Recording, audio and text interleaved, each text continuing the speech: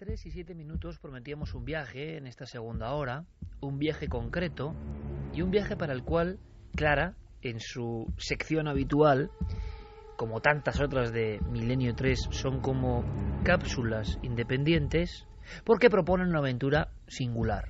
En este caso, en esa invitación, solo aparece un término y un número, Cabin 9. Nos vamos a remontar a octubre de 2010. Aparentemente un lugar así, pues dices que haya fenómenos extraños nos llama la atención, pero sí hay una particularidad en este lugar, y es que cerca hay un pueblo llamado Slender y que es nuestra protagonista. Una de ellas es de ahí, es originaria de ahí, y Lolo, su pareja, español. Este lugar, precisamente, fue una de las ciudades más afectadas por el huracán Katrina en el año 2005. No sabemos todavía si esto tiene o no que ver, pero es la única cosa que nos habla de algo luctuoso o terrible allí, ¿no? Le invitaron a la boda de una de sus hermanas y bueno, pues la familia era muy numerosa, entonces lo que decidieron hacer es, a la vez que se iban a juntar demasiadas personas de diferentes estados, etcétera, es alquilar unas cabañas que están en medio de un lago que se llama concretamente Porcheren y que, como decimos, se halla situado dentro de ese parque nacional de Fontainebleau. Curiosamente, claro, estas cabañas en inglés se llaman cabin, y ahí el nombre que hemos dado a esto, porque ellos, luego lo diremos por qué han cogido este nombre como sinónimo de miedo, Cabin 9. 2 noches antes de la boda, los familiares que debían haber llegado de otro estado no habían llegado a tiempo. Entonces les ofrecieron a Alison y a Lolo, como eran jóvenes y estaban, vamos a ver, como recién unidos, quedarse en esa cabaña ellos hasta que llegaran los familiares al día siguiente, teóricamente. Y bueno, pues ellos accedieron encantados. Y al llegar a la cabaña notaron una cosa un poco rara, sobre todo a Alison. No le gustó mucho el sitio.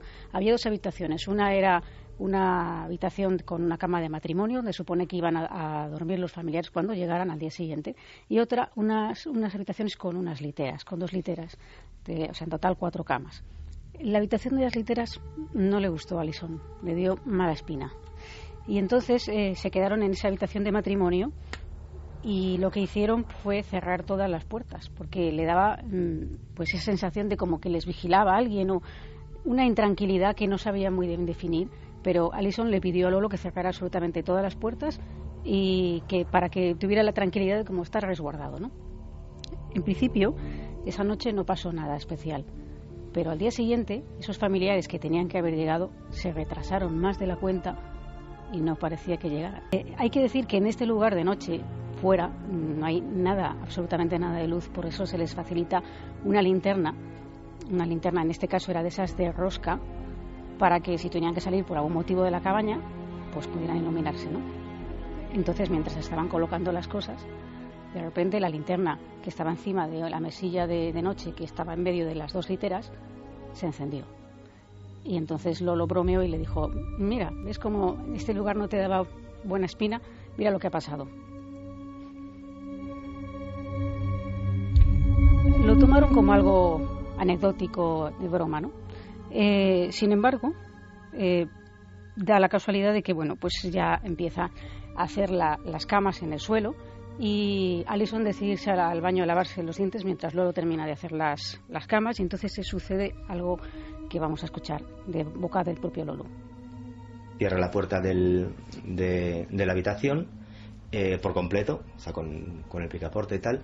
Entonces se va a cepillarse los dientes y no pasan ni pues como 40 segundos más o menos y tal, se abre la puerta y de repente, pues eso, hasta la mitad, yo pienso que es Alison, estoy de rodillas haciendo la cama, entonces pregunto: Alison, ya estoy acabando, Alison, y ya me doy cuenta de que Alison no está detrás de la puerta, porque giro la cabeza y la puerta se está abriendo hasta la mitad y no hay nadie allí, y ya grito, digo: Alison, y me contesta desde el baño, que también está cerrado. Entonces cuando me quedo de piedra, porque se ha abierto totalmente, y salgo fuera y me dirijo directamente hasta la entrada, donde nosotros tenemos puestas las llaves, y por lo tanto nadie podía pasar allí, absolutamente nadie.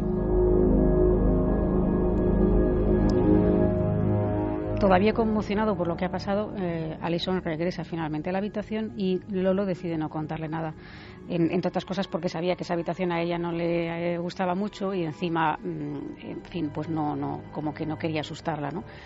Entonces, bueno, pues sucede que vuelve a ocurrir lo de la linterna. La linterna se enciende sola otra vez y entonces Alison, sin saber nada de lo que ha pasado, le dice: ¿Has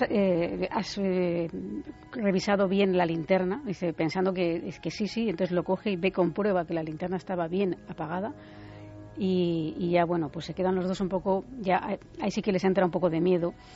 Aún así, se meten en la cama, se acuestan, tenían sus pertenencias alrededor de los colchones en el suelo.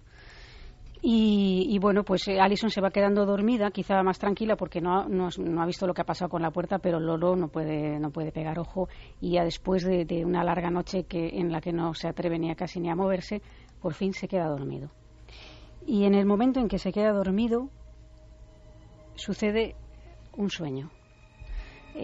Lolo ve que se encuentra en ese mismo lugar, en esa misma habitación, con esas literas, y él puede observar la escena. Hay 4 jóvenes, 2 están subidos en las literas y 2 están en el suelo donde se encuentran ahora los colchones practicando una sesión de Ouija. Y uno de ellos dice: manifiéstate, espíritu, si estás aquí, manifiéstate. Y en ese momento un espejo enorme que había en la habitación del sueño parece como si se empieza a desplazar y se acerca y sale la figura de un hombre. Y entonces ellos dan un grito y se asustan muchísimo y al mismo tiempo Lolo se despierta, ¿no? Él lo contaba un poco de esta manera. Y de repente, pues el espejo que estaba encima de esa mesilla donde teníamos, pues salen las alcayetas, se hacen súper largas, como de medio metro, es surrealista. Se inclina el espejo de manera que se ve una imagen de un hombre y directamente ellos pues pegan un respingo y tal, y es donde yo me despierto y realmente estoy sudando y ya despierto a Alison. Es muy temprano, a primera hora de la mañana. Lolo se despierta fatal, le pide a Alison que recoja las cosas, que se quiere marchar de allí. Los dos se quieren ir de esa cabaña. Y bueno, pues en ese momento Lolo piensa que ese sueño ha sido producto de todo lo que han vivido y que esa sugestión le ha generado el sueño. Sin embargo, cuando están ya recogiendo las cosas para marcharse, se dan cuenta de un pequeño detalle que convierte aquel sueño en algo muy real.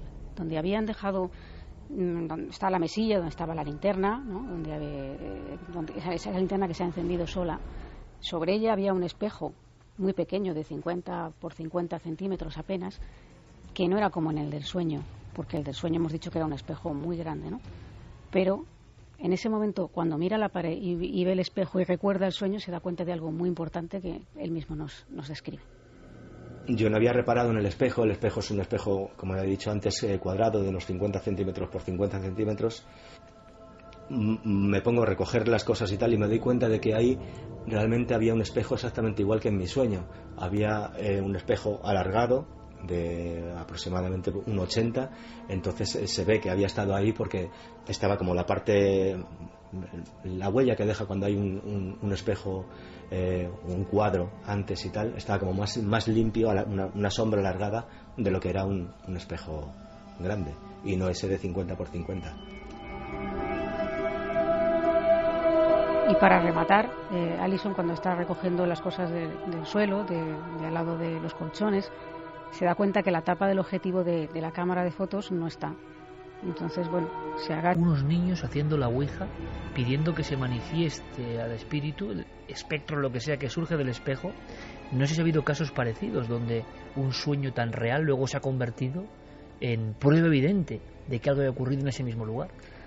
Sí, el fenómeno es un poco de precognición, es decir, es un poco como lo contrario a la precognición, es decir, acceder a información que ha ocurrido en el pasado en un lugar determinado. A través de un sueño. A través de un sueño o a través de visión directa o alguien que de un momento determinado conecta con otra realidad y puede ver lo que ha ocurrido allí, ¿no? Esta es la explicación que yo he podido pensar que tiene este caso, porque no se me ocurre otra, teniendo en cuenta que encima estamos en un lugar, en un parque natural. aunque esa zona fuera arrasada por el huracán Katrina. No sabemos muy bien qué pudo ocurrir, pero lo curioso es que soñara con esa misma habitación, en esas mismas condiciones, todo era igual, exceptuando ese detalle del espejo. Claro, racionalmente, quizá ver la marca del espejo podría, aunque sea inconscientemente, condicionar ese sueño, pero es verdad, y quizá os haya pasado, el sueño, hay un tipo de sueños muy raros, sobre todo en lugares, quizás sea una defensa del propio organismo, del cerebro, no lo sé, que reproducen en el sueño, en el aparente sueño, la misma situación que uno tiene en la habitación. Por ejemplo, uno está, a mí me ha ocurrido en algún sueño bastante terrorífico que no quiero ni recordar, en alguno de los viajes en tiempos en busca del misterio, en solitario, estar en una pensión o estar en un hotel habitualmente de baja categoría y de lugares perdidos, y que el sueño que estás teniendo seas tú mismo en esa cama, en esa habitación que tampoco te has fijado muy bien, y que todo se reproduzca exactamente, con lo cual hay un momento de confusión total entre lo que es un sueño y lo que podría estar pasando en el duermevela y que quizás sí que estabas viendo, ¿no? Sí. El sueño reproduce el espacio donde tú estás durmiendo y que no es el tuyo y el habitual. Momento, y el momento, ¿no? Exactamente. Es decir, tú sabes que estás en ese momento. Lo que ocurre es que encima aquí se suma el tema de que la puerta se abriera sola, de que la linterna se encendiera sola. La sensación que ellos tenían al llegar a ese lugar tampoco era una sensación muy buena. Y para rematar, al día siguiente, la hermana de Alison les pregunta que qué tal han dormido. Y ellos dicen, en principio, de hecho no querían contar nada a la familia porque no quería quedar Lolo como si fuera el novio español rarito que acaba de juntarse con nuestra hermana, ¿no? Pero como ella les insiste un poco, ya le hablan un poco, ya tiene una noche un poco agitada, y dice, sí, lo sé, de manera un poco enigmática. Parece que la hermana de Alison tenía como una cierta capacidad de evidencia con otras cosas que me estuvo contando, de otras situaciones vividas por ellas, pero no hubo forma de sacarle ¿por qué sabes esto? De que tienes esta información, ¿no? A día de hoy marcados por ese sueño en ese lugar tan especial, pero no han logrado saber qué ocurrió en ese sitio. No, nada. ¿Alguno de vosotros ha tenido un sueño donde se reproduce el lugar donde estabais durmiendo en ese preciso instante y que parece que se intercala la realidad de la ficción? A mí me pasó investigando precisamente para el tema de los alfaques, estando pues en la zona a pocos kilómetros donde ocurrió el accidente, en un hotel que estábamos durmiendo allí, y fue en el tercer viaje, justo a eso. Además hacía un viento brutal que estaba golpeando constantemente la persiana. Recuerdo cómo incluso en el sueño yo escuchaba y veía cómo la persiana golpeaba esa ventana. A eso me refería yo, que de repente el sueño parece una prolongación de las últimas imágenes que estabas viendo, sí, en un sitio que no es tu sitio habitual. Porque además lo que yo veo, porque parece que estaba viéndolo perfectamente, es una especie de sombra que empieza a surgir por la zona del recibidor de la habitación, y ahí surgen como 4 figuras con el rostro completamente oscuro, completamente negro, tal y como las habían describido en los alfaques. Claro, yo estaba tan obsesionado con aquella historia que era normal que tuviera pesadillas con todo aquello, pero hubo un momento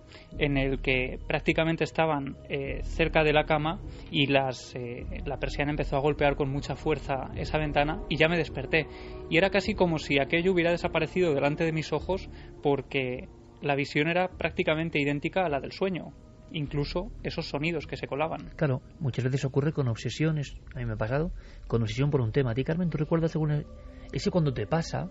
Lo digo porque yo no recordaba la historia de Cabin 9, que es la que llevaba Clara, no la sabía con detalle, y me ha despertado, que seguramente tiene explicación, de acuerdo, pero cuando te pasa, te aseguro que no lo olvidas. Sí, yo recuerdo en un hotel en San Sebastián. Además habíamos dado una conferencia, es un hotel que está completamente renovado, estábamos en una habitación además preciosa, y no sabes muy bien si es un sueño o es una realidad lo que estás viviendo. A eso me refiero. Y el sueño luego es una información en el sueño, que uno no sabe qué ha pasado. Yo estaba en esa habitación, tú también estabas en ese sueño. Yo en un momento dado estaba como haciendo algo por la habitación, tú estabas tumbado en la cama, y veo como una especie de niño ahí empieza a correr y se lanza hacia la ventana. Parece que se quiere tirar por la ventana porque hay un peligro, porque hay humo, porque hay fuego. Esa es la sensación que a mí me da. Un niño pequeño como que se quiere arrojar, que se quiere lanzar. Luego supimos que en ese hotel, pues habían pasado muchas cosas, entre otras un incendio, aparte de que también había sido hospital durante la Guerra Civil, que había sido tiroteado, o sea que es un hotel con mucha historia. Sí, los tiros quedan en la fachada. Es un hotel con mucha historia, pero justo cuando te despiertas es cuando parece que el niño se va a lanzar, y en ese momento no sabes si lo que has estado viendo es real, ha habido una aparición en la habitación y realmente has visto una especie de figura que parece lanzarse como una escena de otro tiempo, o lo estabas soñando y en ese momento que te despiertas estás lúcido y parece que es el último momento en el que el niño salta. La realidad y los sueños en esa misma habitación se entremezclan. Sí, pero ¿cómo se copia? A lo que voy es que los sueños son una caja de Pandora y nadie sabe exactamente, Clara podría contarnos qué son, pero cuando el sueño milimetra casi un espacio que tú no conoces muy bien, que tu conciencia yo no sé si le ha dado tiempo a conocer bien, que por algún motivo seguramente llevas una carga importante, obsesiva, y de repente el sueño parece una prolongación de un estado que no es sueño ni vigilia, y ocurren cosas. Por ejemplo, ¿sabéis dónde ocurría? En el Corona de Aragón.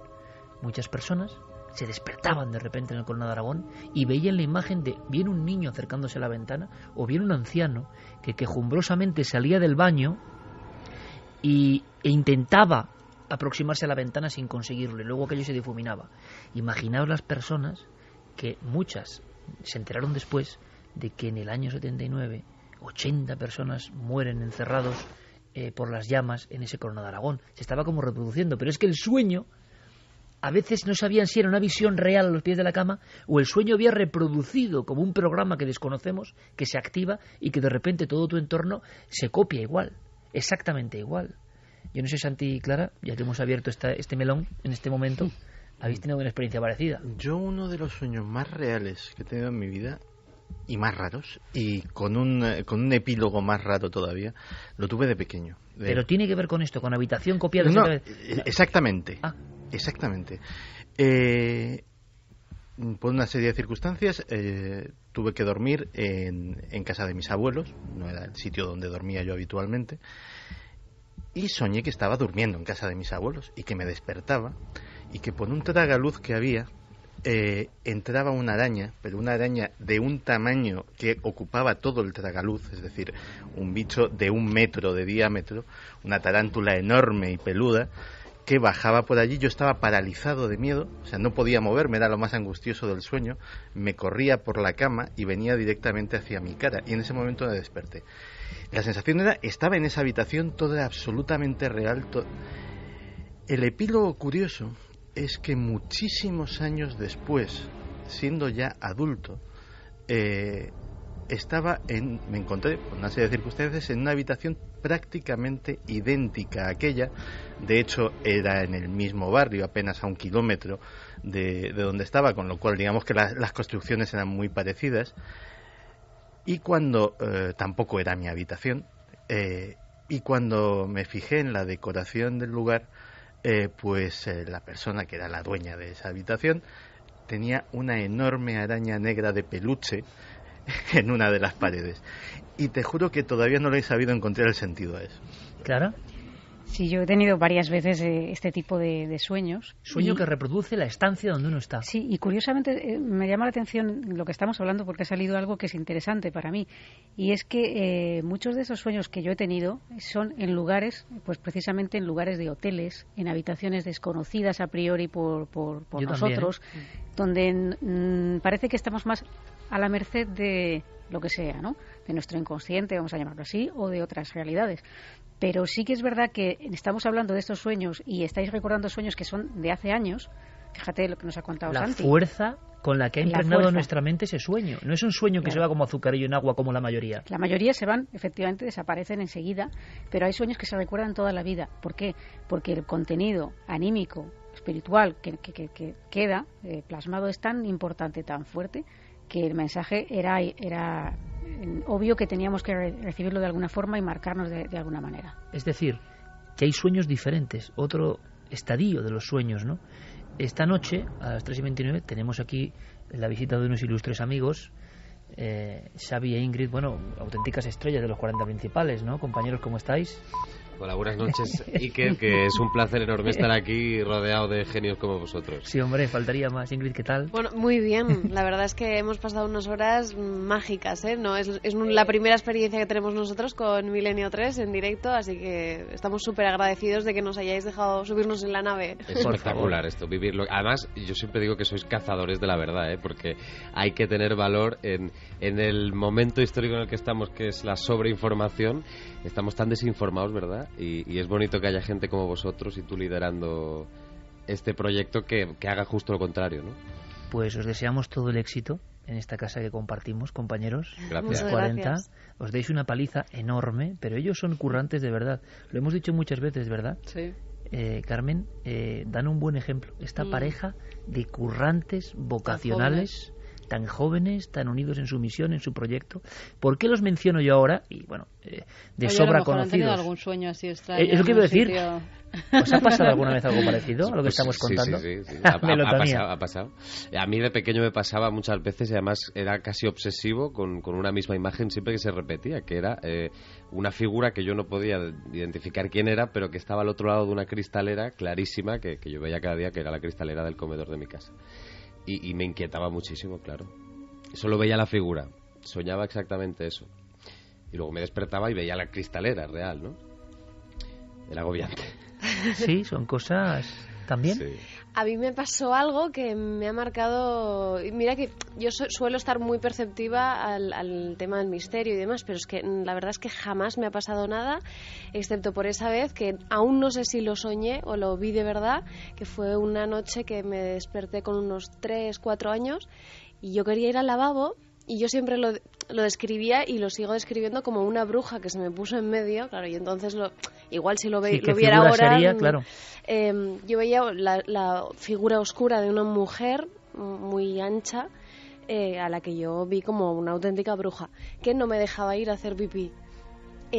Después de eso, una semana después, a mí me ingresaron con reflujo vesicoureteral, que es algo que he tenido, y una patología que tenía desde antes, pero siempre he pensado, ojo, ¿estará relacionado el...? Muchas veces, Clara, ¿verdad? Las afecciones parece que generan un mensaje que es una forma de explicarlo igual sencilla y hay algo más, ¿no? Sí, pero bueno, es verdad que podemos tener algún tipo de patología oculta o no oculta, en tu caso si estaba de antes, pero claro... Sí, y se conocía además. Y se conocía, pero la forma de pedir ayuda, es decir, de que esto hay que solucionarlo, es el inconsciente lanza mensajes muy profundos, muy fuertes, de contenido emocional muy fuerte, precisamente para que reflexionemos sobre ello, a veces de manera muy exagerada incluso, como en el caso de esta bruja, para que tomemos conciencia. Sí, pero que es un mensaje. arquetipo en el fondo que se está apareciendo. Claro. Sí, De niño es bruja, pero en el fondo era una figura oscura en mitad de un pasillo que se aparecía por algo. Y me daba miedo. Yo recordaba que a esta mujer le decía, por favor, déjame pasar, que me hago pipí, por favor. Y la señora me decía que no.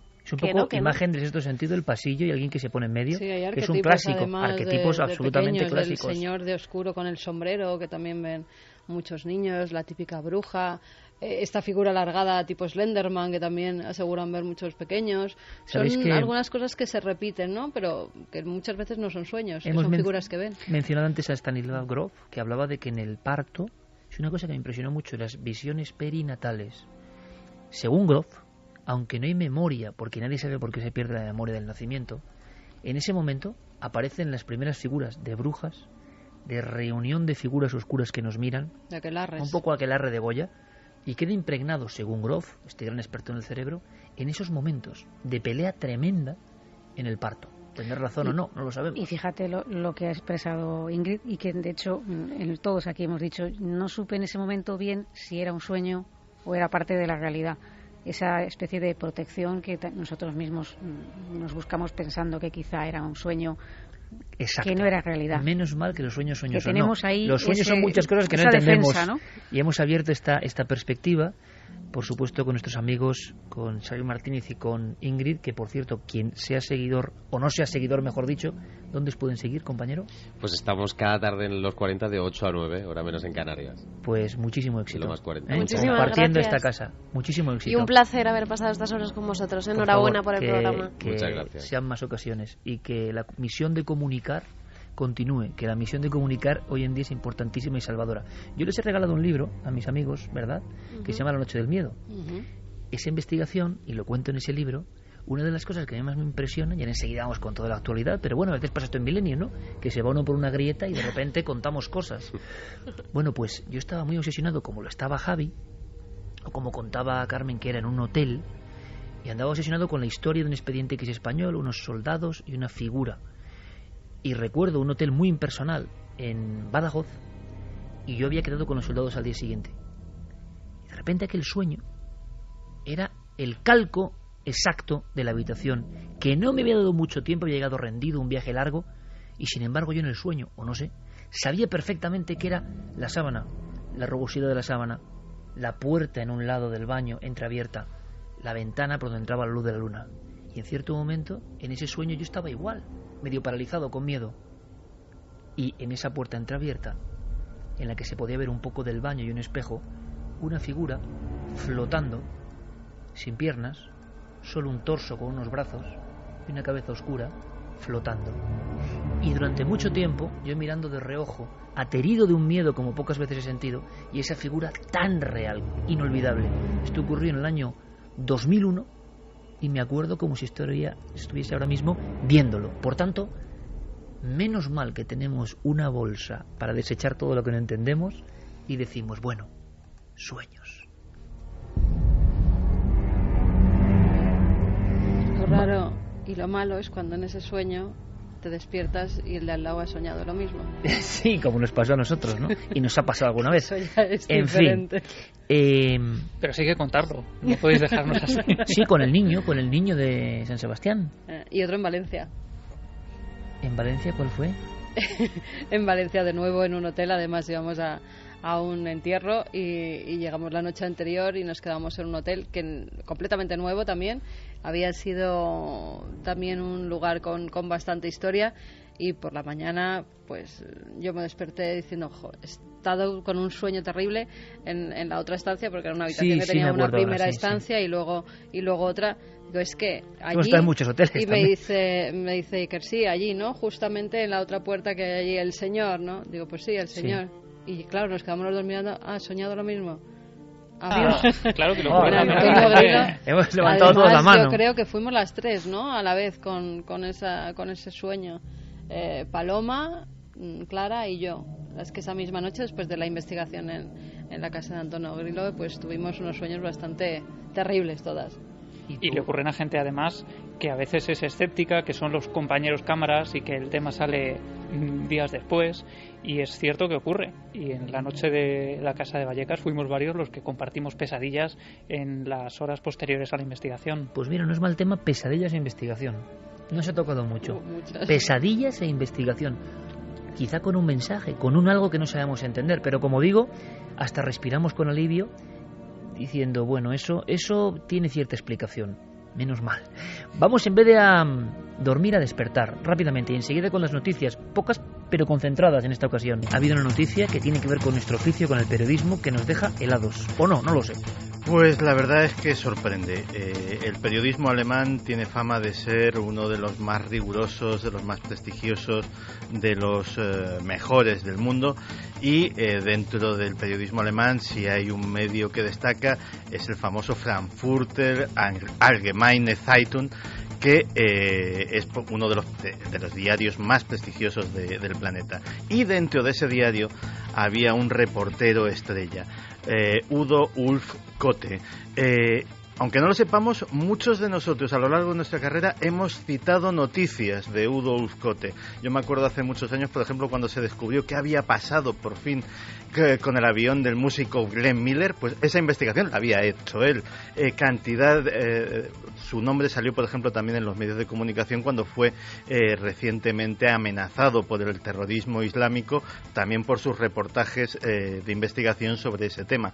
Pues bien, este hombre ha escrito un libro que se ha convertido automáticamente en un bestseller en Alemania y que el título lo dice todo, se llama Periodistas comprados.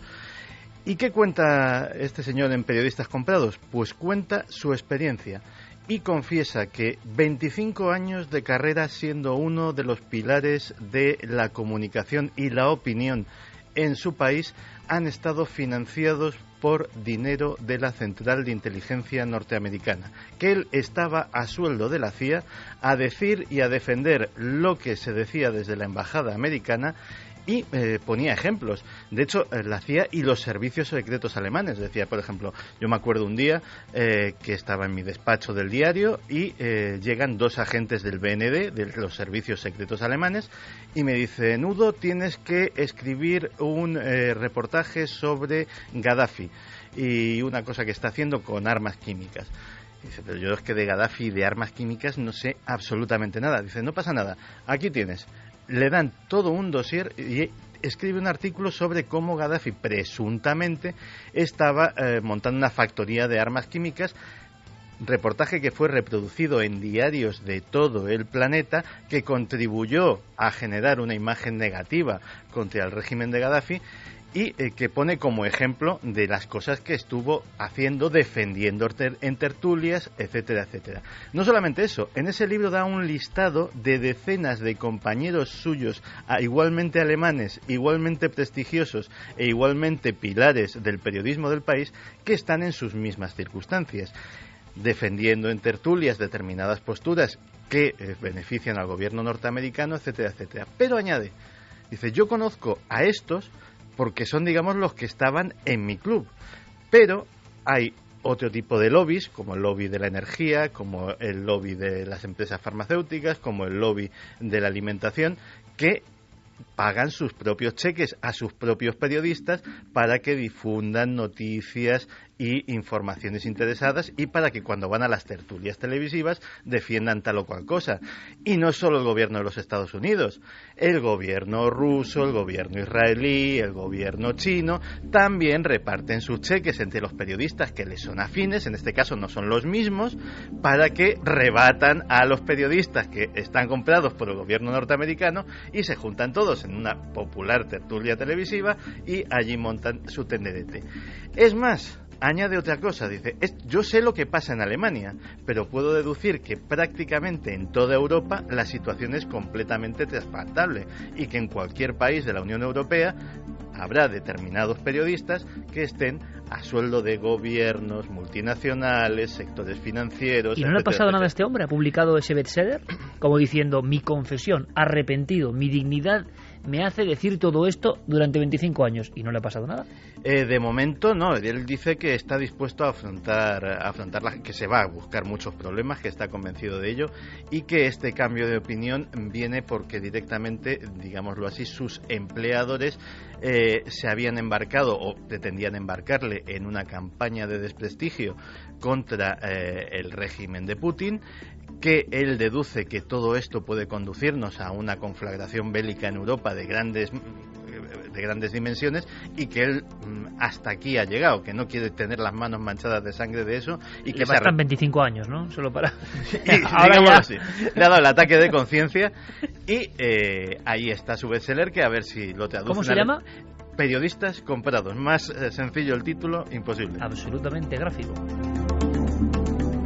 ¿Por qué será que te creo? ¿Qué ha pasado en la India? Pues, ¿qué está pasando? Porque son ya 197 los científicos del programa nuclear indio que se han quitado la vida. Todo empezó además con un accidente, un extraño accidente, eso sí. Homi Bhabha fallece en el vuelo 101 de Air India, que se estrella en 1966 cerca del Mont Blanc, en los Alpes. Y en esa muerte él era uno de los principales responsables del programa nuclear. En esa muerte trágica llega además en un momento decisivo para el tema nuclear en la India. Enseguida como que tapan la cosa, no le dan mucha importancia, pero es que luego desde 1967 hasta hoy en día 197 científicos que en cierta forma han estado relacionados con esos 32 centros de energía. Han hecho la estadística ahora y han dicho, pero bueno, han ido tirando del hilo y han dicho, ¿pero esto qué es? Claro, 32 centros hay de energía nuclear en la India. Pues 197 de las personas que trabajan en esos 32 centros, por causas misteriosas, unos además tienen entre 25 y 50 años, o sea, son muy jóvenes, son personas que no tenían por qué tener ningún problema, tenían buenos puestos de trabajo dentro de ese programa nuclear, pero nadie sabe por qué, pues han decidido dejar este mundo. Se han preguntado muchas veces la opinión pública india ¿por qué? ¿Por qué está pasando esto? Lo único que han obtenido es la callada por respuesta. Nadie dice nada, se intenta tapar todo y lo cierto es que hay científicos que siguen quitándose de en medio. Algunos dicen o apuntan la posibilidad de que pudieran estar enfermos y esas enfermedades, antes de que fueran a más, pues les hicieran acabar con sus vidas, y otros dicen que es que hay algo más detrás y que no son ellos los que se han suicidado, sino que los han quitado de en medio por razones de información privilegiada que tenían. No sé si siguió aquella senda tremenda de suicidios en ciertas compañías de telecomunicaciones francesas, Santi. De hecho... Fue como un boom, recordáis, ¿no? Y muy parecido. En la India también, por ejemplo, hubo, en los albores del programa espacial hindú, también hubo una serie de suicidios bastante misteriosos. Están los suicidios del programa nuclear iraní.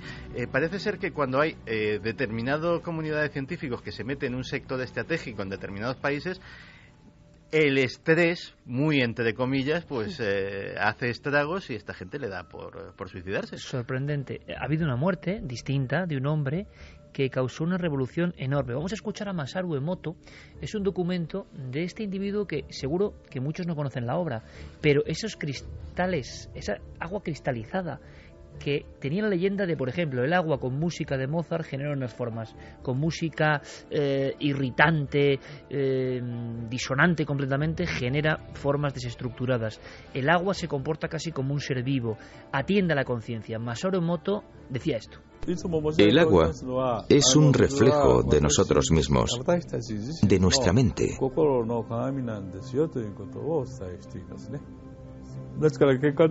lo tanto, y refiriéndome a la contaminación de nuestro entorno o a las catástrofes ecológicas, son reflejo en el fondo de nuestro pensamiento, de nuestra alma. Acertado o no, Masaru Emoto empezó la revolución del agua fotografiada. El agua variaba, por ejemplo, con palabras de amor, con afecto, con la sonrisa de un niño, y ante la tragedia, los chillidos, la oscuridad, se transformaba en otra cosa. Y la gran pregunta era, si somos el 70% de agua, ¿qué pasa en nuestro interior? ¿Ha muerto Masaru Emoto, Diego? Que muchos de los que nos están escuchando conocían a Masaru Emoto. Esto que escuchamos era, digamos que la base o la piedra filosofal sobre la que giraban sus investigaciones, y la expectación y el interés con el que el público acogieron estas teorías en su momento no evitaron que estas hipótesis, los métodos que él empleaba, el hecho de no aplicar suficientes controles y sobre todo la comercialización de algunos productos que procedían de estos experimentos fuesen muy criticados en ciertos momentos. Incluso James Randi, el conocido escéptico, le ofreció en 2003 públicamente $1 millón si aceptaba reproducir sus experimentos en un estudio de doble ciego, y los resultados se mantenían. Emoto ni siquiera contestó, y últimamente le habíamos perdido un poquito la pista. La primera semana de septiembre, mientras daba una conferencia en Shanghái, Emoto fue hospitalizado a causa de una insuficiencia respiratoria y falleció Iker en la mañana de ayer, según ha publicado su hija, que también era su secretaria, rodeado de su familia. También dice que su última palabra fue gracias. Wow, fuerte eso, la última palabra, gracias. Era un hombre muy espiritual, y lo que decimos siempre, ¿no? La racionalidad. Yo no sé si tenía razón o no, y si era muy fantástico lo que decía o no, pero en el caso de Emoto, como decían del hombre pez, ¿no? Si no es cierto, mereció serlo. Contarnos y contar a todo el mundo a través de documentales como Y tú que sabes, provocando una gran oleada, ¿no?, de afinidad por estos temas.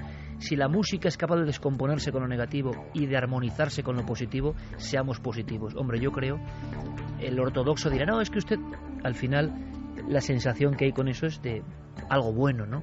Ese es el legado de Emoto. Gracias, Diego. Ahí estaba la noticia, y nosotros, siguiendo esa senda, ¿por qué no?, sin saber si tenía razón Emoto o no, seguramente el agua y toda la naturaleza se comporta en correlación con lo negativo y lo positivo. Hace unas semanas, en Cuarto Milenio, tratábamos el asunto del ébola con unas imágenes inquietantes, porque eran los murciélagos de la cueva madre, la cueva donde surgía una de esas cepas. Para algunos, el ébola, y me hago eco simplemente de una opinión que existe en la red, y como tal es una opinión global, que avanza. Muchas personas, sobre todo de cierta franja de edad, yo creo que creen más en todo eso que en lo oficial. Quizás sea tan injusto no creerse lo oficial como creerse a pies juntillas lo extraoficial. Al final, hay que tener la mente abierta a todo, pero no creer en casi nada. Porque esta circunstancia nos afecta. En las redes sociales, ahora mismo, un gran tsunami afortunadamente beneficioso de personas que están diciendo lo siguiente: se están preguntando cosas que yo me pregunto en mi casa. Eso es lo que nos importa. Ya no el resultado de si alarma o tranquilidad. Hemos visto las dos caras. Lo importante es que preguntemos cosas y que se respondan en esta mesa cosas que habitualmente no se han comentado, que son casi de andar por casa, ¿verdad? De perogrullo, seguramente. Pero es que muchas veces uno echa en falta eso. No hemos salido de Madrid, ahora nos marchamos a otros mundos. Y hay personas también, evidentemente, y como debe ser en las redes, y lo agradecemos. Y cuanto más apoyo y cuanta más crítica, mejor. Para eso estamos, para remover conciencias. De verdad que es nuestra misión. Y algunos nos llaman alarmistas, algunos dicen que estamos desinformando, que estamos causando miedo. No, oiga, yo estoy preguntando porque quiero saber. ¿Y tú? ¿Tú de verdad quieres saber? Porque hay personas que quieren vivir en un limbo sin saber, sin preocuparse. Quizá ese confort no nos vale. Queremos ir más allá y con cierto riesgo. Pero eso sí, siempre diciendo, como desde la primera edición de este programa, tú debes sacar tus propias conclusiones. Seguro que lo que sí hacemos es darte pistas para que investigues, ahora se puede, por ti mismo. Nuestro público habla. Vamos con los mensajes que nos hacen llegar. Esther nos dice: el jueves fallo multiorgánico y hoy incorporada y hablando con los médicos. ¿Cómo puede ser? ¿Puede ser? Sí, totalmente puede ser. La evolución de este o cualquier germen, cuando ocurre un fallo el multiorgánico, se habla sobre todo del riñón, el hígado, los pulmones incluso. Produce microhemorragias y se pueden revertir esas microhemorragias en un momento determinado. Estamos hablando antes de producir sangre en el abdomen, un hemoperitoneo, se puede drenar, un hemotórax, sangre en el pulmón, se puede drenar. Si luchamos, es como la lucha en contra de la sangre que se va vertiendo. Ganar tiempo al tiempo para que el mismo organismo vaya produciendo la curación, no espontánea, sino una curación completa del organismo. Evidentemente es algo positivo y yo espero que Teresa pues gane ese tiempo al tiempo tan necesario, que salga para adelante y que pueda pues disfrutar de esa vida que se merece. Ojalá. Está hablando, por si os incorporáis ahora a Milenio 3, el doctor Miguel Ángel Pertierra, toda una autoridad médica y todo un buen amigo de este programa, que tiene a bien a las 3:10 de la madrugada. Se le agradecemos públicamente estar con nosotros, pero no por estar en Milenio 3, sino por seguro aportar mucha información fundamental cara a cara con todos vosotros. Cristina Amo Velasco dice: en 21 días veremos en realidad si alguien más se ha contagiado de ébola. Wayoland dice: el único que intercambiaba fluidos con esta mujer no está infectado y los vecinos alarmados porque abrieron las ventanas. Mónica López: soy de Alcorcón y esta semana me operan en el hospital, pero estoy tranquila porque su marido no tiene síntomas y da negativo. Se preguntan muchas personas por el marido. Doctor, aunque sea en un titular, ¿es sorprendente o no que el marido no esté afectado? Bueno, puede no estar afectado como cualquier otra enfermedad viriásica. Hay personas, por ejemplo, que pueden tener una hepatitis C, por ejemplo, una hepatitis B, que se transmite también o se puede transmitir. También tiene un bajo nivel de infectividad y le sale el marido o la pareja sale totalmente negativo. Yo conozco incluso un caso muy cercano, hepatitis B y C, y el marido totalmente negativo después de 40 años. Nos decía también Claudia Ramos: a mí también me sorprendió ver a los aislados asomados. Cuando yo he estado ingresada, ninguna ventana se podía abrir. Alecia: lo único conspiranoico que veo es que el Partido Popular se atrevió a traer enfermos sin tener un sistema sanitario adecuado. ¿Por qué hacerlo? No, hay mucho más conspiración y lo vais a ver. Rocío Málaga: yo no creo que se ha hecho en laboratorio el virus. Mutado ya no lo sé. Silvia dice: yo no me creo eso que han soltado el virus a cosa hecha. Se lía, muere gente, miedo, vacuna, milagro y dinero. La élite más rica. Gabriel Campos: yo no me creo nada de lo que cuentan las enfermeras. Conozco bien mi país y a quienes lo habitan. Ave Fénix: las empresas españolas de turismo han perdido miles de millones de euros en unos días por culpa del caso del ébola. Ana Hart: lo de las chapuzas y cagadas sí es bochornoso, no tenía que haber pasado, se las apañan en África con muchos menos medios. Raúl dice: ya estamos con el puñetazo en el pecho, los británicos masacraron decenas de miles de vacas hace años. José Ramón López: aún suponiendo peligro, encuentro más lógico aislarlo y estudiarlo, y quizás sería mucho más útil, mucha prisa en hacerlo fácil en cuanto al perro. Rafa Bordes: les prefiero que maten al perro a que lo usen para investigar. Paula usó, muy interesante el dossier ébola, todas las preguntas que se están haciendo, muchas también me las había hecho, muy interesante y también da miedo. Bueno, lo dejamos ahí de momento, podéis seguir preguntando, navedelmisterio.com, ya lo sabéis, y en Facebook y en Twitter, Nave del Misterio, con Diego y Guillermo a tope, y milenio3 con número, @cadenaser.com. Clara, se está hablando, antes de entrar en la polémica más polémica de todas, el bioterrorismo, de dónde nace esta cepa, qué intereses hay ahí, por qué murieron virólogos importantes, hay investigadores que hilan con todo esto. Parece increíble, bueno, vamos a contarlo porque está ahí y se está contando.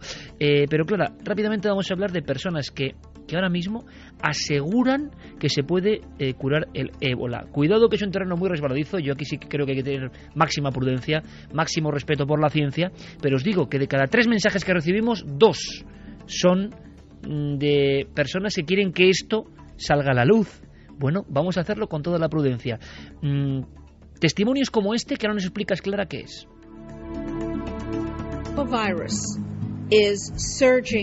El virus del ébola está surgiendo en oleada por África Occidental. El hecho es que estamos todos a un viaje en avión a distancia de un cataclismo.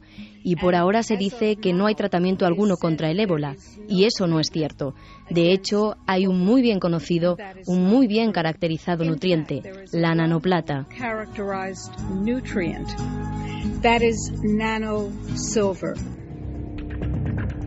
¿No os imagináis? Claro, cómo vuelan las noticias. Esto sí que es un virus en el aspecto informativo, ¿no? ¿Cómo vuelan las noticias? Nano Silver. Clara, ¿quién es esta mujer? Pues ¿y por qué dicen esto? Hemos escuchado a Rima Leibow, que es doctora en medicina, que se adentró más bien luego en las terapias alternativas, y directora médica de la Fundación Natural Solutions. Y efectivamente, desde esta organización aparentemente sin ánimo de lucro y con buena disposición para ayudar en diferentes partes del mundo, lo que afirman es que se puede curar el ébola y que están a disposición de aquellos gobiernos afectados por estos brotes de ébola que estamos teniendo. Doctor Bertierra, nanoplata. La verdad es que cuando aparece cualquier de estos tipos de infección aparecen los remedios milagrosos, remedios que sirven para todo y muchas veces son remedios para ganar dinero, para lucrarse y realmente sirven para poco. Cuidado, el término en castellano es plata coloidal. Sí, pero bueno, la plata como el oro puede tener una serie de beneficios, pero no hay estudios. Yo siempre digo que hay que hacer estudios. De hecho, ahora me imagino que hablaremos de las vacunas, de los tratamientos, incluso de remedios naturales, pero pensemos que cualquier estudio que se ha hecho hasta ahora mismo solamente está en estudio en grado 2, en nivel 2, que significa el estudio en animales. En personas no se ha llegado a experimentar, no se sabe el resultado. Pensemos que cuando se utiliza una vacuna, un tratamiento, puede tener efectos positivos o efectos negativos, o muy negativos, incluso peores que la enfermedad. Medicamentos que hoy en día han salido al mercado a nivel mundial han tenido que ser retirados por el efecto teratógeno, lesional, o incluso letal que han podido tener. Hace unos años un antibiótico, hace otro año la focomelia que se producía por la talidomida, que es lo más frecuente, lo más común que se pueda conocer, pero incluso, ya digo, muchísimos medicamentos que pueden producir lesiones mucho más importantes. Se están hablando de remedios milagrosos, pero hoy por hoy no se conocen. De hecho, si no, en Estados Unidos o en cualquier otro lugar se estarían utilizando desde hace tiempo. ¿O no? Es decir, vamos a ver. Mira, por un lado la nanoplata, sí. Yo lo dejo aparte porque si luego hablamos de quién es esta señora Rima Leibow, que la conozco bien. No tienes ningún crédito, ¿no? Me parece una señora volada, es decir, que era en su momento investigadora de abducciones, casada con el general que dirigía toda la división de guerra psíquica al que conocí en Madrid. Que no te da confianza, vamos. No me da confianza. Primero. Segundo, la nanoplata, o sea, el aplicarla al ébola es tan especulativo como aplicar el MMS, que, al igual que la nanoplata, se ha comprobado de forma real que tiene eficacia en curación de heridas de la piel, quemados, etc. Que bueno, pero ¿qué tendrá que ver heridas de la piel con el ébola? No, claro, pero cuidado. En cuanto al argumento del doctor Bertierra, al que admiro y quiero hace muchísimos años, y al que tengo como médico amigo y hago todo lo que él me dice, yo tengo que decirle una cosa. la FDA, es decir, la Food and Drug Administration, que es la dictadura que debe existir en Estados Unidos para todo lo que se consuma o sea, medicamentos y alimentos, que está en contra de la utilización de esto, mientras que el ministro de Sanidad de Nigeria, lo apoya, ha mantenido durante muchísimo tiempo ignorados remedios como la vitamina D. A la vitamina D, pero es muy importante. ¿Por qué? Porque la vitamina D, 75 años ignorada, que es tremendamente eficaz en multitud y que fortalece el sistema inmune, es gratuita prácticamente. Todo lo que no es negocio no interesa y es prohibido por el sistema. Y aquí lo que hay que denunciar es el negocio, y el negocio que desde hace mucho tiempo... Pero da igual, si el negocio salva vidas, Enrique, son vidas, por mucho negocio que sea. No, pero me refiero al negocio farmacéutico. Sí, el negocio farmacéutico está salvando vidas, Enrique, y en el fondo es mejor que haya algo que salve las vidas que no que haya negocio. Pero la cuestión es por qué no se experimenta de la misma manera y en igualdad de oportunidades otros remedios naturales, homeopáticos o el MMS, porque no interesa, porque no es big business, o sea, no es big pharma, doctor. Farmacia a lo grande. Vamos con otra cosa que quiero que comentéis. No estoy de acuerdo con Enrique, que también aprecio, pero que hay que pensar que, por ejemplo, unidades como el MSIID, que es el centro donde los soldados americanos pues son tratados de enfermedades infecciosas, pueden coger en ninguna parte del mundo, no se están haciendo ninguno de estos tratamientos, cuando ellos serían los más interesados. Hablamos del Usmrit, que está en Fort Detrick. Exactamente. Bien, es que ahí apuntan todas las sospechas. Luego vamos a ver cómo. Pero no se hace ningún tratamiento de esto. Pero otra cosa es como la FDA, y sería tema de otro programa totalmente distinto, porque hay medicamentos que han afectado, pues que a lo mejor rayarían. Sería otro programa, hazme caso, doctor, que lo trataremos. Santi, una cosa breve. Sí, en cualquier caso hay una cosa que quería apuntar. Desde luego, Enrique tiene razón en una cosa. Hay un gran negocio detrás de esto y, de hecho, en la generación de alarma yo creo que hay un importante negocio también. De hecho, para ilustrarlo no tenemos más que fijarnos en el famoso ZMapp. Cuando falleció el paciente que tenían hospitalizado en Dallas, las acciones de la empresa que hacía ZMapp se han derrumbado directamente en bolsa, porque estamos hablando de algo que genera dinero. Pues bien, se hablaba de una vacuna de ébola, que si podía haber, que si no podía haber. Justo cuando aparecen los casos en Europa y en Estados Unidos, aparece la empresa GlaxoSmithKline y dice que tiene una vacuna. Tiene una vacuna que tendrá lista 10.000 dosis a final de año, que solamente le faltan las pruebas con humanos, que las va a llevar a cabo en Mali, y que la tenían prácticamente preparada. Pero ya estaban trabajando desde hace meses. 6 meses con el ébola. No iban a hacer las pruebas clínicas porque no era negocio. Dicho textualmente por el artículo de The Guardian, no había mercado. Palabras textuales. Ahora ya hay mercado. Pero bueno, ¿preferís que haya mercado y se cure la gente o que no haya mercado y nos curamos todos? Preferimos que cuando no hay mercado lo hagan. Es decir, preferimos que antes de que se mueran 10.000 personas en África hagan las pruebas clínicas. Pero eso no lo van a hacer. Pero es que el africano no es mercado. Es que no interesa salvar las vidas en África. Mira, es más, realmente a la élite lo que le interesa es que se vacíe este planeta, porque la élite ha dicho ya hace mucho tiempo en multitud de informes, nos remontamos al informe del Club de Roma, año 72, que sobra demasiada gente. Pero que no es posible, a la élite el le puede sistema llegar. capitalista no se va a sostener con ¿Cómo estamos a las 3:22?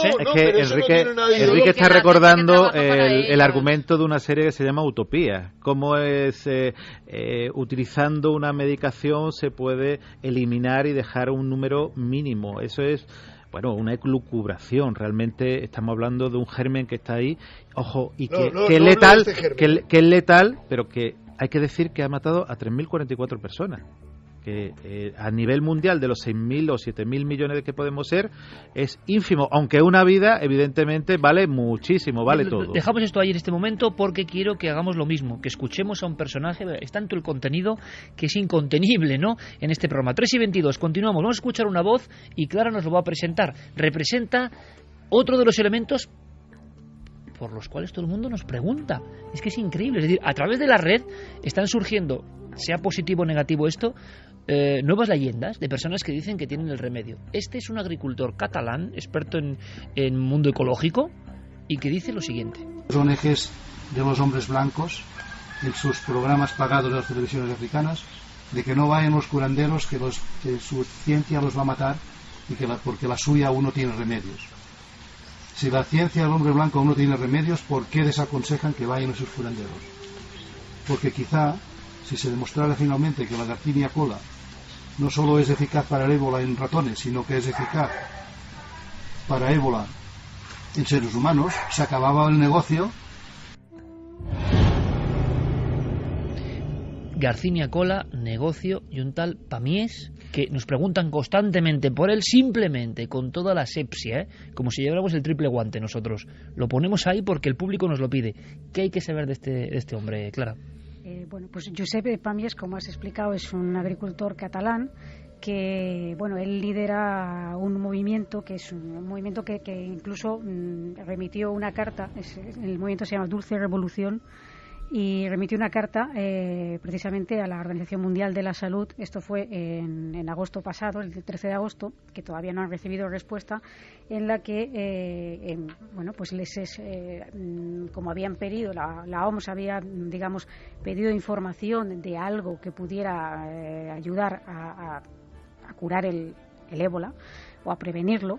Ellos ofrecían a facilitarles una serie de remedios naturales que, al parecer, según cuenta Pamies, algunos cooperantes en África Occidental están experimentando, pues curanderos o los propios cooperantes, y que dicen que con estos remedios, pues que hay muchos casos de... Y menciona Garcinia cola. Sí, Garcinia cola, la Artemisia annua también la menciona, y habla también del dióxido de cloro, del MMS que hemos hablado, y de la plata coloidal.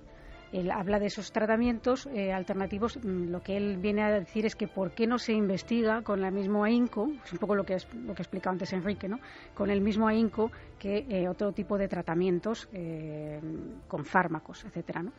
Y bueno, pues la verdad es que sus palabras no han... Tú me decías, Clara, que este hombre, no sé si tendrá verdad o no, pero que estaba como muy convencido de lo que decía. No han caído en saco roto, porque de hecho pues hay varios vídeos en YouTube de Pamies explicando esto. O sea, coges cualquiera de ellos, el que así terminó a grosso modo tiene unas 300.000 visitas. Y desde luego que el problema del tratamiento para el ébola me preocupa muchísimo. Si ahora mismo hacemos la prueba en tiempo real, yo la he hecho mientras estábamos hablando, ponemos en Google cura, automáticamente aparece la palabra asociada ébola. Y aparecen 2.360.000 resultados. Pero bueno, sobre cura del ébola. Sobre cura del ébola, ¿no? En español, en castellano. Sí, en castellano. Desde luego, aparte de estos remedios que indica Pamies, que creen que ellos que funcionan, por lo menos con la experiencia que tienen con estos cooperantes, que muchos de ellos se sienten amenazados por precisamente las farmacéuticas, ¿no? Porque están, digamos, metiéndose en un terreno un poco resbaladizo, que ya entraría más en la conspiración, y ahí no voy a ahondar, porque si no vamos a terminar nunca, y ya está preparado ese otro bloque. Sí que se menciona de otros remedios, como el agua de mar, aceite esencial de corteza de canela y de orégano, frotarse con sal, la ozonoterapia administrada vía rectal. Es decir, son algunos de los supuestos remedios contra el ébola. Y, por ejemplo, el gobierno de Estados Unidos sí que ha tomado ya cartas en el asunto y ha empezado a enviar notificaciones y requerimientos de que se retracten la administración de alimentos y medicamentos que ha mencionado antes Enrique, ¿no? A varias empresas que realizan reclamos para promocionar sus productos que teóricamente les van a prevenir o a curar, según qué casos, el ébola, para que se retracten de estas declaraciones o asuman las consecuencias legales de sanciones. Dos elementos, claro, importantes. Ya le preguntaremos brevemente, por favor, para entrar directamente en otro aspecto, la opinión de este bando, de esta zona de la mesa. Esto es una cosa que en Internet vuela, tiene eco, las personas creen en eso. Es más, a mí me dicen, si no das eco a esto eres un desinformador. Os quiero decir, no porque a mí me da lo mismo, pero os quiero decir cómo es el manejo mental, ¿no? Para muchos, no hacerse eco de todo esto es no estar en la verdad. Bueno, yo es que desconfío de cualquier verdad, pero para muchos esta es la verdad oculta. ¿Oculta por quién? Por los grandes intereses. Pero esto que ha dicho Clara, ¿solucionará el ébola? ¿Qué pensáis? Sed críticos. o no, como queráis, pero desde luego es sorprendente. Escuchamos un documento más de este agricultor catalán que se ha convertido en celebridad a través de la red.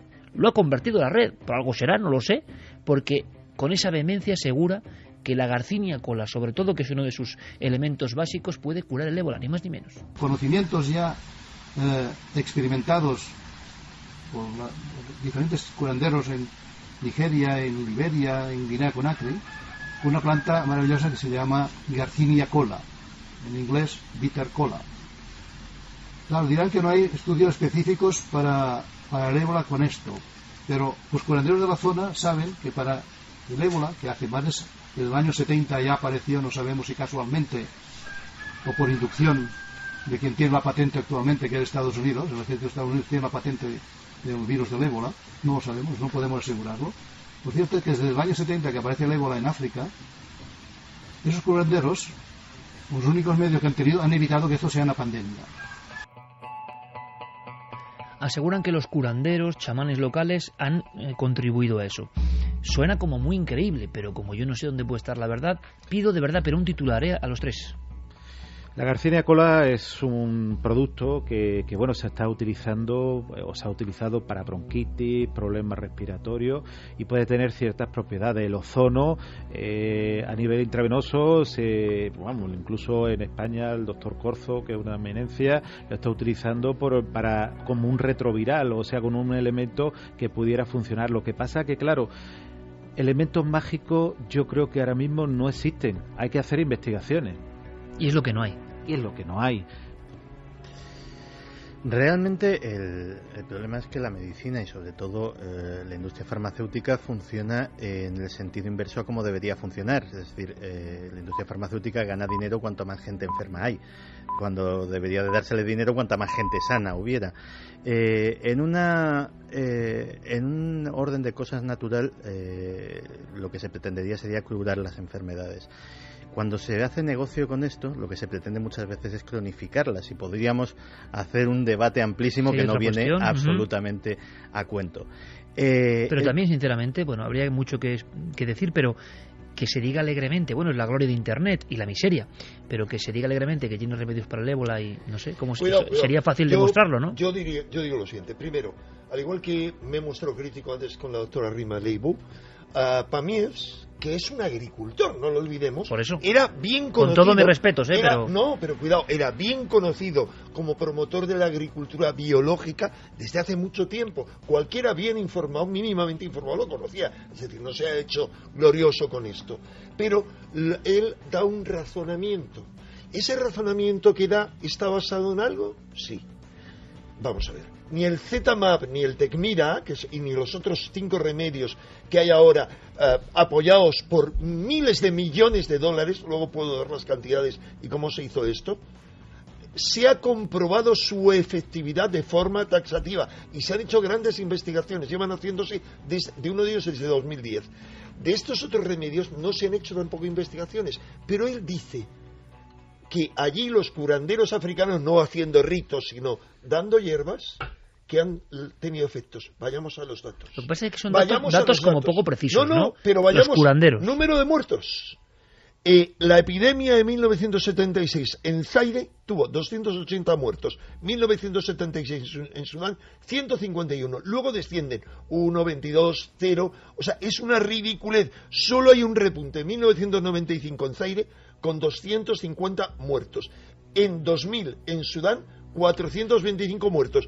Y de repente ahora tenemos ya más muertos que en todas las epidemias. Hay que hablar del porcentaje y del germen que está atacando. Es totalmente distinto. No podemos meter en el mismo saco. Pasa como ocurre con la gripe. En 1917 apareció la gripe llamada española, malamente dicha. Hombre, generada por los alemanes. Y en un momento determinado murieron millones de personas. Y normalmente ese repunte tampoco existe. Pero Enrique, además, esta vez el ébola ha surgido por un curandero. En el entierro, además, de un curandero que intentaba curar el ébola. Perdóname. Con lo cual los remedios que utilizaba no sirven. Cuando se habla de paciente cero, no es ese curandero, sino un niño, como conocerás muy bien. Sí, un niño que fue ese curandero. cero. Paciente cero. Un niño que fuese curandero. El curandero se contagia y en el contagio del curandero, todas las mujeres que están limpiando el cuerpo de ese curandero son las que propagan la epidemia. En ese momento, la práctica ritual, la magia es... Pero estamos ahí. Si ese curandero, yo no sé qué hierbas utilizaba para intentar curar a ese pobre niño, ¿no?, que murió y que sería el paciente cero, pero como vemos, no funciona. Me acaba de pasar, Fermín Agustío, una nota de la BBC del año 99 donde se menciona la Garcinia Cola como una posible, ¿no?, cura del ébola. Es curioso, año 99, no es de ahora. Ahí lo dejamos. Vamos con otra cuestión que tiene que ver con asuntos realmente graves, ¿no? Aquí otra de las grandes preguntas que vamos a intentar responder como podamos es ¿de dónde surge esta nueva cepa? Y que se estaban haciendo experimentos concretos ahora, Hablamos de este terrible suceso que haciendo los cálculos exponenciales aseguran que puede ser devastador en África y que, como dijo Enrique de Vicente hace unos meses en Cuarto Milenio, podría llegar hasta España, Occidente. Los mismos que ahora seguramente están diciendo que somos muy alarmistas, que lo sabrá, estoy seguro que son los mismos que dijeron que Enrique era un alucinado y que se reían de que pudiese llegar, por ejemplo, a Madrid, como Enrique dijo, el ébola. Y sí, bueno, los mismos pues que todas las semanas dicen cosas. Pues ha llegado. Por fortuna, el 99% del público dice que estamos haciendo las preguntas que ellos querían hacer. Y eso es importante, pero yo agradezco a unos y a otros su permanente crítica. ¿Por qué? Porque nos da una situación de cómo es la mente humana. Yo recibí muchas críticas cuando Enrique dijo esto y he recibido mensajes esta semana diciendo Enrique tenía razón. Aquí nadie tiene razón y deja de tenerlo. Simplemente es una cuestión de calibrar y barajar la información. Santiago, tú me decías que tenías sinceras sospechas sobre esta última cepa de ébola. Sé que tú sabes resumirlo y sé que tienes sospechas en torno a ciertas instalaciones y cuestiones militares. Estas son palabras mayores. Yo no sé si es verdad o no. Todo el mundo nos está preguntando. Santiago y Enrique. Vamos a ver, desde mucho tiempo antes de que se propagase o de que empezase esta cepa de ébola, había personal del ejército estadounidense, de Fort Detrick y de la Universidad de Tulane, destacado justo en las zonas donde iba a aparecer esa cepa. Eso no es un bulo, había asignaciones presupuestarias que se pueden comprobar en los documentos del Comité de Aportaciones del Congreso de los Estados Unidos, bastantes millones de dólares, destinadas ¿a qué? A investigar el ébola, precisamente. Y justo entonces, yo como Enrique creo poco en las casualidades, se da en la zona una cepa que, según el propio descubridor del virus, el doctor Piot, tiene características genéticas extrañas, que no se parece a nada que hayan visto antes. Pues no te voy a decir que blanco y en botella leche, pero desde luego sospechoso parece. Y, por cierto, un pequeño inciso para defender una cosa de Enrique. Los que decían que Enrique era un alucinado y que era un alarmista y tal y pascual, pues a lo mejor se fían algo más de una de las instituciones científicas más prestigiosas del mundo, como es el Instituto Max Planck, que ha hecho una serie de simulaciones informáticas sobre la posibilidad de que el ébola se propague por diversos aeropuertos del mundo. El aeropuerto de Frankfurt tiene el 100% de posibilidades.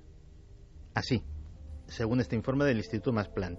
El de Pekín un 97 y el JFK un 91. ¿Eso qué quiere decir? Eso quiere decir que probablemente habrá más casos, porque a día de hoy, por ejemplo, los propios agentes, digámoslo así de forma anónima, pero se está recogiendo en la prensa americana, de la FDA, de la TSA, de la seguridad de los transportes aéreos, están diciendo que los controles que se están haciendo en los aeropuertos estadounidenses son simplemente para tranquilizar a la población y que no sirven absolutamente de nada, porque evidentemente no detectan pacientes asintomáticos, le están pasando a la gente una pistolita que detecta la fiebre, pero que como se hayan tomado un gramo de paracetamol media hora antes no va a detectar absolutamente nada, y que se les va a colar, como se les ha colado el de Dallas, 1, 2 y los que hagan falta. Doctor, ¿de acuerdo? ¿O bueno, ahora mismo? Yo creo que alarmismo. El ébola, tal como aparece, desaparece. Es lo primero que... Hablabas de un misterio antes. Exactamente, ese es el misterio que yo creo que habría que tratar. Evidentemente, cualquier persona que llega desde África o cualquier lugar en poca hora puede ir a cualquier parte del mundo. Recordemos, por ejemplo, que eso mismo que se está haciendo en el aeropuerto de Estados Unidos, hace unos años se hacía en Rusia, donde en el aeropuerto de Moscú, si tú superabas los 37 grados y medio, te deportaban a tu país.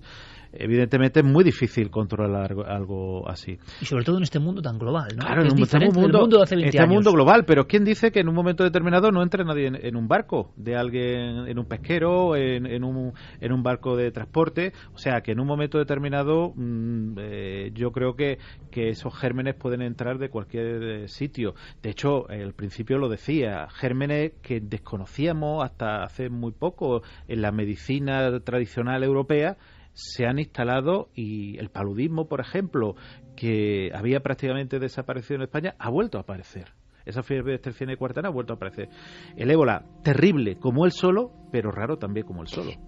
Raro como él solo. Esa rareza le ha hecho favorito en las quinielas del mundo de los amigos de la conspiración como elemento creado. Bien, Enrique habló no hace 6 meses, sino hace apenas 1, en el programa que hicimos sobre el ébola en Cuarto Milenio, ya con esta cepa, sin intuir lo que iba a pasar, de 7 muertes sospechosas.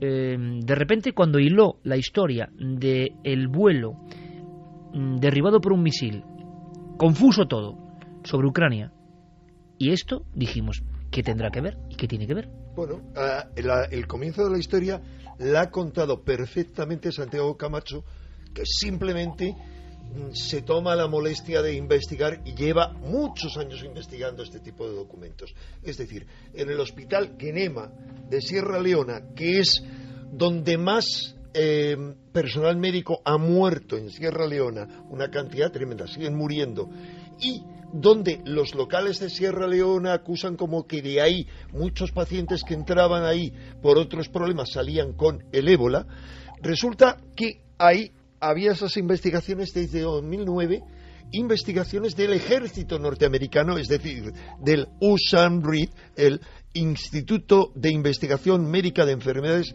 Infecciosas del Ejército, con la Universidad de Tulane. Bien, ahí había una investigación sobre la cual el gobierno de Sierra Leona había pedido reiteradamente explicaciones, hasta que finalmente el 22 de julio cerró las instalaciones y reclamó a Sanidad Americana que le dieran un informe de qué estaba pasando ahí. ¿Qué estaba pasando ahí?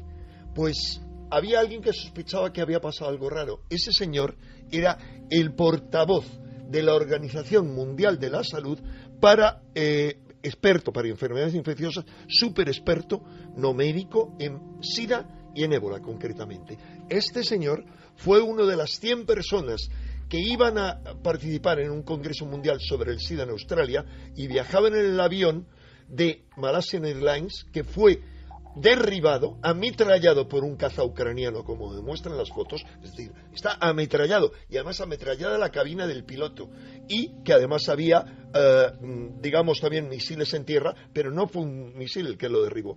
Bien, este señor había dicho antes de coger el avión, 2 días antes, que había un escándalo en las investigaciones que se habían hecho, como lo que él venía a implicar en las declaraciones que hizo a compañeros, es que se habían hecho unas declaraciones, o sea, una tergiversación de los experimentos, de tal forma que la gente entraba a probar una vacuna que estaban generando ahí, y él era de la opinión que esa vacuna estaba generando epidemia, y ese señor muere. Ahora, no muere él, resulta que la quinta parte de todos los médicos que han muerto en agosto en Sierra Leona, murieron 25 médicos. La quinta parte de esos 25 eran 5 no médicos, sino personal sanitario del hospital de Guenema, firmantes de una investigación que iba a salir en la revista Science y que sabían perfectamente de lo que estaba hablando Glenn Thomas. Bueno, es mucha casualidad, mueren contaminados por ébola. Cuidado, quinta parte. Cuando uno estudia el país es complejo. Pero qué casualidad, resulta que ese mismo mes muere un 6º firmante de los pocos africanos que había, que es Sidiki zafa y muere de un derrame cerebral con 46 años. O sea, yo no me lo creo. O sea, un derrame cerebral. Y entonces te pregunto, y ahora extiendo la pregunta, ¿y entonces, Enrique? Bueno, ahí que cada uno especule. Vamos a ver, si alguien podía contar algo, resulta que ¿sabían si algo? Hombre, vamos a ver, quien encabezaba eso, uno de los 5 fallecidos, era la máxima autoridad, digamos, vírica, el más prestigioso virólogo de Sierra Leona, era Sheikh Umar Khan. Resulta que este señor muere. O sea, a mí me parece inconcebible que, insisto, de 25 personal sanitario que mueren allí, esté él encabezando, eso era el que encabezaba el informe. Muere. Yo no me acabo de creer que él se haya contagiado tan fácilmente, pero es posible. Ahora, lo que no me puedo creer es que sea casualidad que ese mismo mes a otro de los firmantes le dé un derrame cerebral y que el unos días antes haya muerto ametrallado Glenn Thomas, que iba a denunciar eso. En parte estoy de acuerdo contigo, Enrique, por lo que dice que todo ese grupo de muerte son llamativas. Pero hay una cosa que no me cuadra de toda esta historia.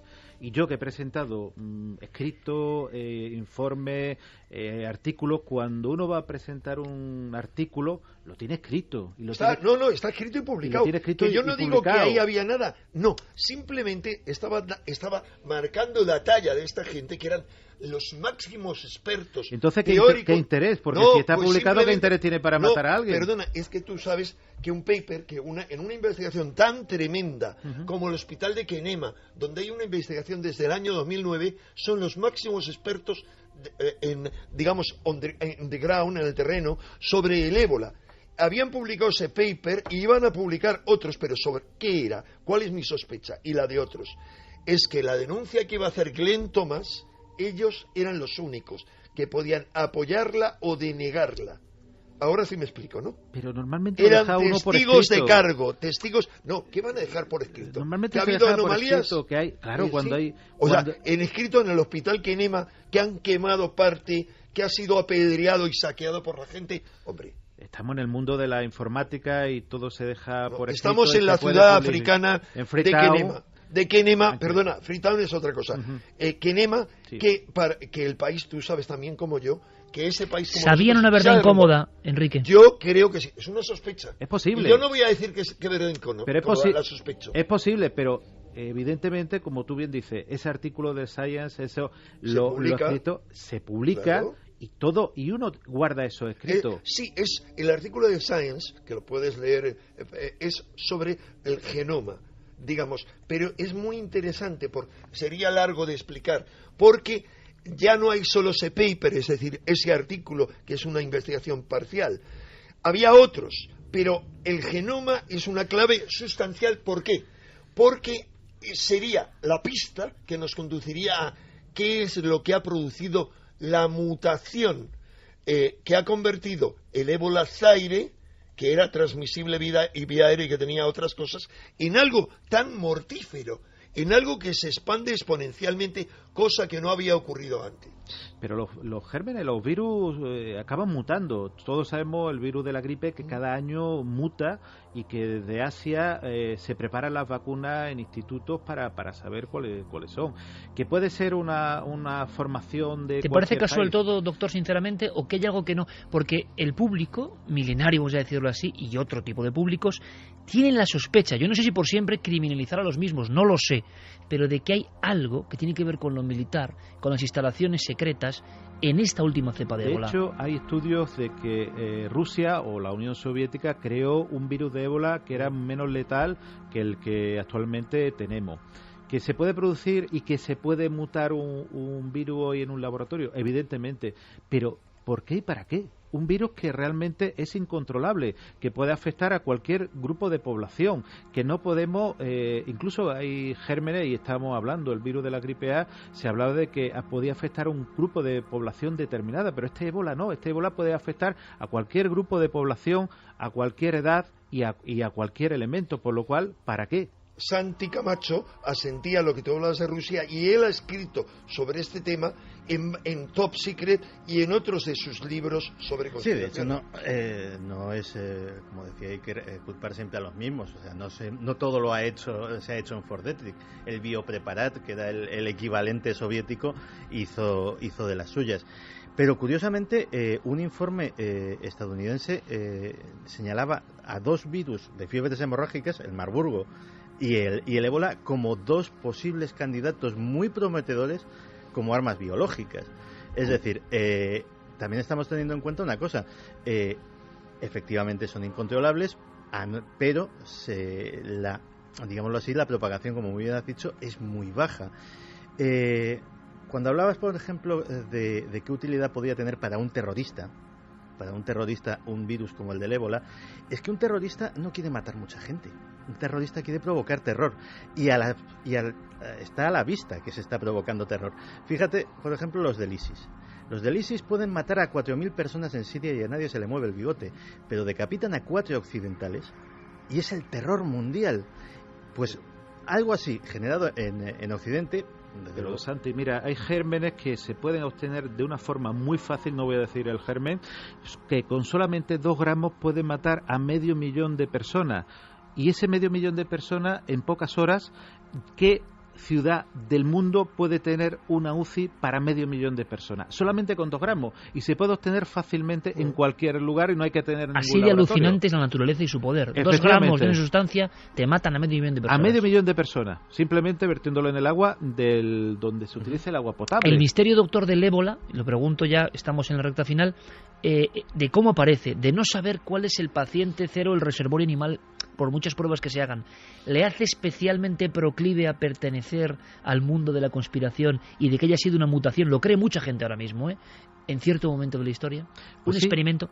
Sí, puede ser un experimento como otros muchos que se han hecho y puede estar ahí, pero también puede ser una generación espontánea de otro germen, una mutación que haya pasado de un germen en otro y que realmente pues se encuentre, como bien se ha dicho, por ejemplo, en los murciélagos, que, bueno, pueden ser uno de los grandes reservorios, al igual que uno de los grandes reservorios de la rabia, que es otro germen que puede ser también letal, y ese guano del murciélago pues puede también afectar. Para causar el miedo es el titular que habla de un nuevo caso de ébola en un Burger King de Coslada.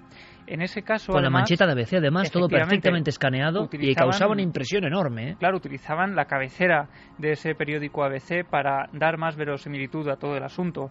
No solo eso, también apareció, por ejemplo, un falso comunicado de la Universidad San Pablo CEU suspendiendo las clases por riesgo de contagio, un comunicado falso.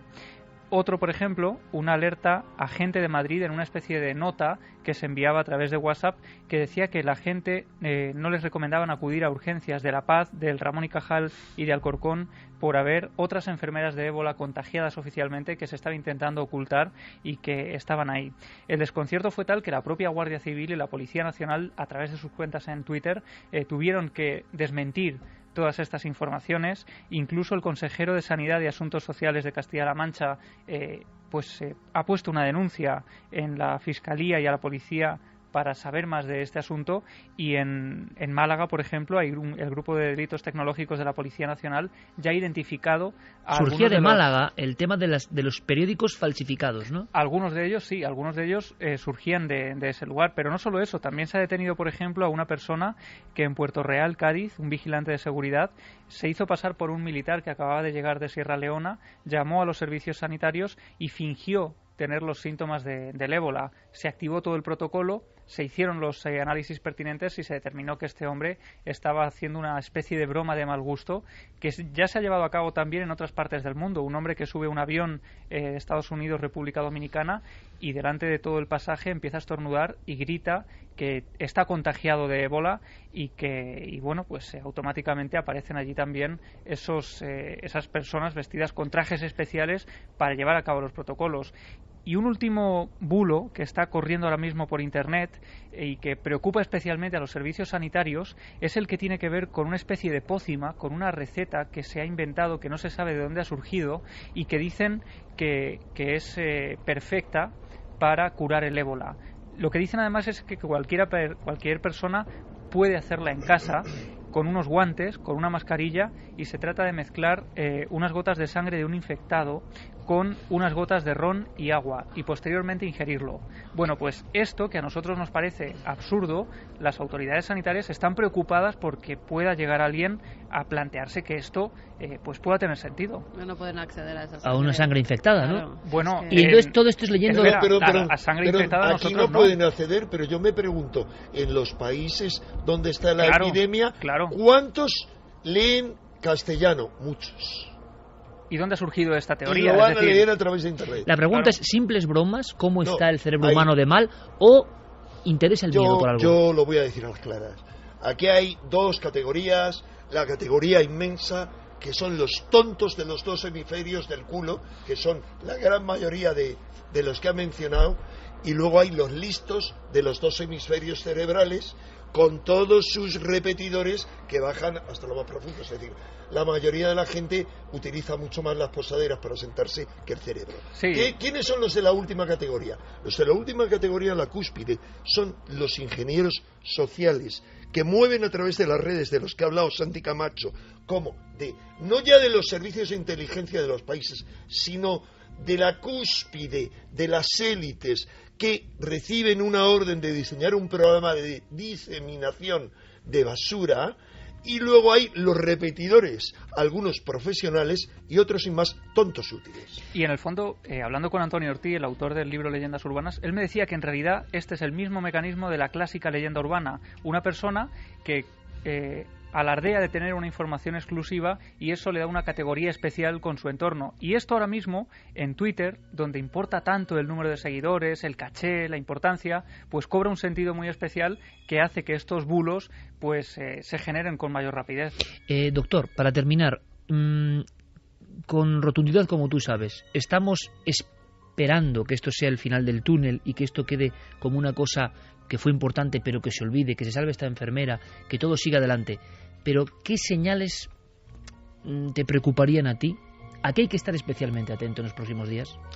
Hombre, lo que habría que estar atento sobre todo a que apareciesen nuevos casos. Los nuevos casos sería pues preocupante, pero también hay que decir, con todo esto que quedan días todavía para que pueda todavía ocurrir esto. Desgraciadamente quedan días, y lo que sí es importante es que todas estas enfermedades son de declaración obligatoria, o sea que el médico, el hospital tiene que declararla sí o sí, no puede ocultarla, ahí sí que no hay ningún tipo de ocultación.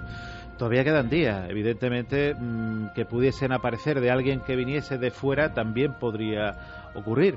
Pero yo espero, y eso, bueno, que ahí se acabe, pues como una anécdota, que Teresa pues salga del hospital, que pueda contar su historia algún día, y que bueno, pues simplemente sepamos que existe ese ébola terrible, pero que a fin de cuentas, pues también podamos luchar más adelante contra él.